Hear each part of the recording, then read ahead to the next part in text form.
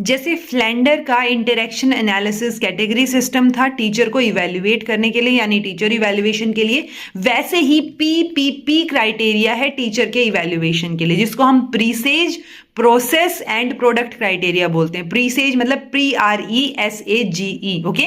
सो प्रीसेज में पहले की चीजें आ जाएंगी, यानी टीचर ने पढ़ाना शुरू नहीं किया, उससे पहले जो जो चीजें हो रही हैं, ठीक है। तो प्री इंटरेक्शन फेज के अकॉर्डिंग आप इसको लेके चल सकते हो, जिसमें टीचर की कैरेक्टरिस्टिक्स, लर्नर की कैरेक्टरिस्टिक्स, टीचर का एक्सपीरियंस, टीचर का टेन्योर क्या रहा है एक्सपीरियंस का, उसके साथ साथ टीचर की क्वालिफिकेशन क्या है, ट्रेनिंग क्या मिली है उसको सब्जेक्ट मैटर की नॉलेज कितनी है, तो वो सारी की सारी चीजें ना किस में आ जाएंगी, प्रीसेज क्राइटेरिया में आ जाएंगी। ये प्रीसेज क्राइटेरिया के फैक्टर्स रहेंगे। दूसरा रहेगा प्रोसेस क्राइटेरिया, जिसके थ्रू हम टीचर को इवैल्यूएट करना चाह रहे हैं। अगर हम प्रोसेस के थ्रू इवैल्यूएट करेंगे तो टीचर पढ़ाता कैसे है, मेथोडोलॉजी क्या यूज करता है, टीचिंग में टेक्निक्स क्या क्या इस्तेमाल करता है, टीचर मेथड्स क्या है टीचिंग के, प्लस इंटरेक्शन, ये इंस्ट्रक्शन की एक्टिविटीज किस तरीके से करवाता है। तो वो सारी चीजें जिसमें लर्नर इंक्लूडेड है, इंटरेक्शन वाला जो फेज है, वो फेज के दौरान जो जो चीजें हो रही हैं, अगर हम उस बेसिस पे टीचर को इवैल्यूएट करना चाह रहे हैं तो वो रहेगा प्रोसेस क्राइटेरिया ऑफ इवैल्यूएशन।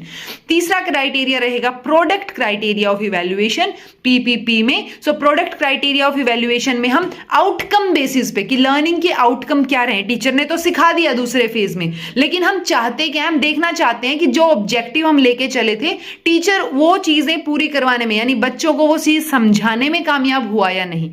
सो हम लर्निंग आउटकम्स के बेसिस पे टीचर को इवैल्यूएट करते हैं कि अच्छा रिजल्ट आया तो टीचर अच्छा, नहीं तो नहीं। सो वो लर्निंग आउटकम्स क्या निकल के आए, उस बेसिस पे अगर टीचर को इवैल्यूएट किया जा रहा है तो वो रहेगा प्रोडक्ट क्राइटेरिया ऑफ इवैल्यूएशन। सो इसमें क्वेश्चन इस तरीके से आ जाता है कभी कभार कि कौन सा फैक्टर, इट्स लाइक मान लो टीचर का एक्सपीरियंस दे दिया, टीचर की वो दे दी, क्वालिफिकेशन दे दी, या लर्नर की कोई कैरेक्टरिस्टिक दे दी, कि इस बेसिस पे अगर हम जज करना चाहें सो वो किस में आएगा, तो वो प्रीसेज क्राइटेरिया में आएगा। तो इस तरीके से आपको पता हो कि कौन से क्राइटेरिया में कौन से फैक्टर्स आते हैं जिससे हम टीचर को इवैल्यूएट करने की कोशिश करते हैं।